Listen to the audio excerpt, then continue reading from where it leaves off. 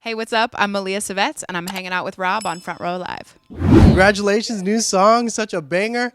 Love the new tracks. Like, let's talk about Broke Boy. I'm just so happy that it's finally out in the world. We wrote it like a year ago, and so ever since we wrote it, I've literally been itching to just like get it out, and I'm so happy that people can finally hear it. Right.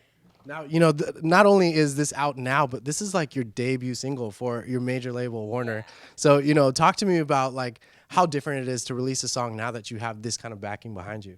I'm really excited about this song being my first release on Warner because it feels like me in a song. And so my other releases that I had, they felt like different portions of me, but this song feels like me in its entirety just because it's silly and fun and celebratory and like those are some main pillars of who I am. And so I'm really happy that the world gets to see that side of me as my first release with Warner. Right. And I feel like, the first couple releases, it was like you kind of trying to figure out who you are as an artist.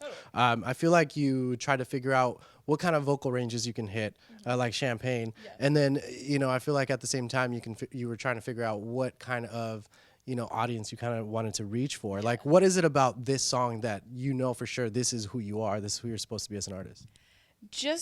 I've always sort of been like the belty alto.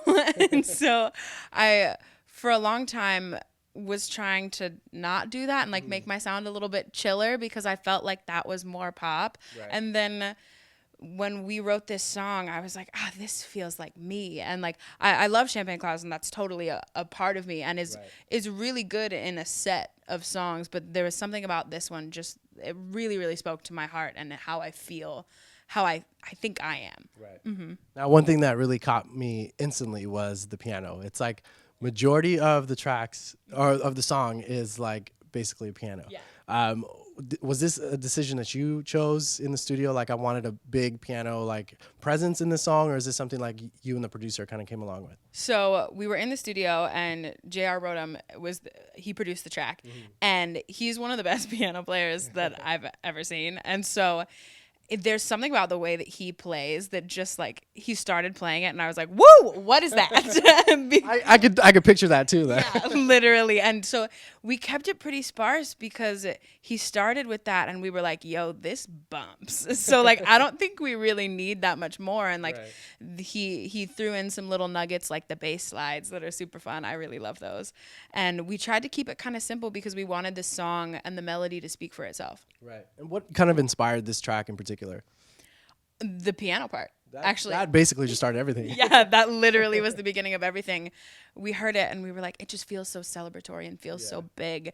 And so the Broke Boy concept just kind of like came out as we were messing around with melodies and we were trying to do a flip on, like I don't need my man to have like really expensive cars and really nice clothes. I mean, that's not a problem either. But like just because you don't have a lot of money doesn't mean that you're less than. Right. Mm-hmm. Now, when you first heard the piano, and you got excited about the song, like, do you remember what lyrics kind of rolled out first that you said, oh, "This is the track. This is what I'm gonna do"? I'm trying to think. Oh gosh, how do we start? Because the "I love" like was just so it filled in so naturally, and so then once we had the Broke Boy idea, we were just trying to find like oi rhymes into like not a billionaire baller or dough boy. And so just finding silly ways to like talk about money, like dough boy, like dough is people talk about it for money, but like I don't know if people use the phrase dough boy, and we were like, whatever, they'll get it. Right. And so I was super stoked because we were trying to find the end of the phrase and got a house or a plane. Originally it was boat boy, and we were like, that's a little weird, that doesn't sound right. And so like there's the moment when like all the writers and I were sitting in the room just kind of like staring aggressively in the corner, just being like, what is this line? And I was like, and got a house or a plane or a Rolls Royce. And they were like, yes, that's it. It's crazy like how these things kind of like it's things that you probably don't even think about on a daily basis. Like, do you really think about a Rolls Royce like or any of those lyrics on the song? Well, I mean, when I was little, growing up in Vegas, so I'd see fancy cars all the time. Right. And so in like 2008, I was I was the girl who was walking around being like, someday I want a Rolls Royce Phantom drop head coupe, just like being. And so I was like, oh my gosh, my love for fancy cars is paying off. Yeah. So what was different this time around in the studio? Like, how did you challenge yourself, or how did JR challenge you with your vocals, or even like the way that you deliver the song? So when we wrote this song, we were actually in a writing camp for my artist project where we blocked out a studio for 2 weeks and we had 2 separate rooms going. So people would start working on a song in one room and then I'd start in another room, kind of get like the verse through the chorus done, and then run to the other room, see what they were doing, work with them a little bit, then go back to the other room, see if they see what they had worked on, and then kind of like cut the songs as they were finished. And so it was a bunch of really, really long days. I'd get there at like 11 a.m. and probably leave at 11 p.m. Wow. But it was amazing. It was like one of the most fulfilling 2 weeks of my life because I just got to work with such incredible songwriters. And so that really pushed me forward. Like vocally, I feel like those were some of the best 2 vocal weeks I've had in a long time. Yeah, just because I was doing it so much. And the fact that, you know, you have those kind of rigorous schedules, like obviously you get exhausted, you get tired, like, but at the same time, like, do you feel like you have that full blown like passion to do it every single day for those 2 weeks? I'm sure like there was days where you woke up, it's like, I don't feel like working today. Like, did you have that during those 2 weeks, and how did you kind of like overcome that? Strangely enough, I didn't. Wow. Like, I was just excited every single day because there were some of the writers that came to the camp that I had never worked with before and I had always really wanted to. So it was just like, I get to work with this person today. Was it a surprise though? You never knew who was coming in?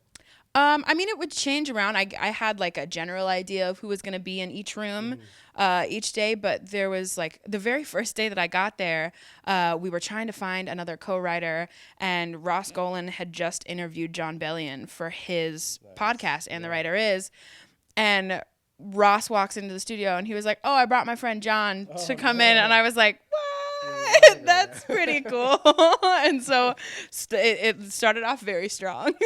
Wow. So is John in any of the stuff that you're working on right now? The song that we wrote is like kind of crazy. So we'd have to go back in and work on it. But it was like, he's a genius. And so I would absolutely love to work with him again. Now, how was that collaboration between the two of you though? Like, do you feel like you guys vibed quickly, or did you kind of have to get to understand him before you can actually start like writing together in a sense? I think it was pretty quick because I respect him so much musically. And so it's one of those things when even if you don't know each other that well, as soon as you start throwing out melodies, you can kind of tell whether or not you're going to be friends it's a really weird thing. But like he'd throw out a melody and I'd be like, ooh, yeah. And then we can do this. And he'd be like, ooh, yeah, then we can do that. And so it's really beautiful when moments like that happen in the studio because they don't happen with everybody. Right. But when you get them, it's really, really special. Right. Now, as you got to experience so many different writers for that camp, like you're working on your debut EP as well. Like how many people did you end up collaborating from that camp for this upcoming EP? I mean, it was 14 days with 2 sessions going a day. And sometimes there would be more than one song per room. Yeah. So we got like 35 songs or something like that. Wow. But at the same time, that doesn't mean that all of them are good. Right. And so I try to write as many songs as I possibly can and then be able to pick the best ones from the bunch. And sometimes I'll write something that I go, I like this, but it doesn't really fit with my artist project. So then at that point we can pitch it to somebody else or save it for later, depending on where my artist career goes. Right. But it was really interesting, like sifting through everything that we got because we had so many different kinds of songs that we wrote. Yeah. Now, what is it about this song that you felt like this was like the perfect like introduction for the new label? It just... we all knew. Yeah. It was one of those things where we wrote it and then we listened to it the next day and we all were like, oh, okay, this is it. It was one of like, everybody just loved it. Yeah. And so I think that's why we were like, okay, let's start with this one because every time that we've played this for somebody, they're like, I'm obsessed with this. Like, I love this song. It makes me feel so happy, which is what I want from my artist career. in general, is just to make people happy, because the world can be kind of a mess. And if I can create something that helps somebody, even if it's for 3.5 minutes, right, if it helps them forget about something tough that they're going through, then that's all I want to do. Yeah. No, that's very true. Like that's what I feel like that's why I enjoy music so much more. Like I feel like I'm part of, I may not know you, I may not know every artist, but like I feel like I'm a part of them after I hear a song like that. Yeah. So I mean, that's a cool way to kind of like I guess like have this relationship with your fans. Yeah. Now last year, 2 years ago, you got to go on tour with JoJo, who is also on this label and just announced an album and an upcoming tour. Label sister. There you go. So, you know, how did that tour kind of prep you to be the artist that you are today?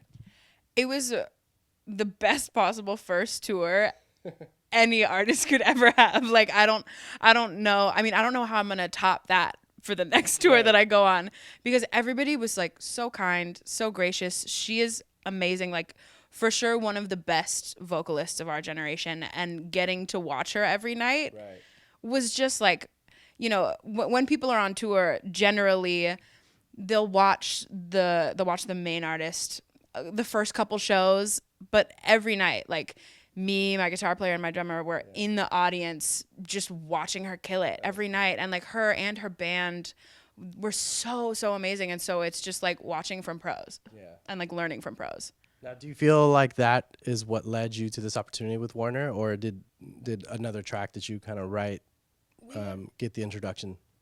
It was a song that hopefully people will be hearing soon. Okay. And we had actually been talking to Aaron Bashuk for a minute, even before I went on tour with JoJo, and so it was this had been in the works for a very long time, and so we kind of wanted to wait.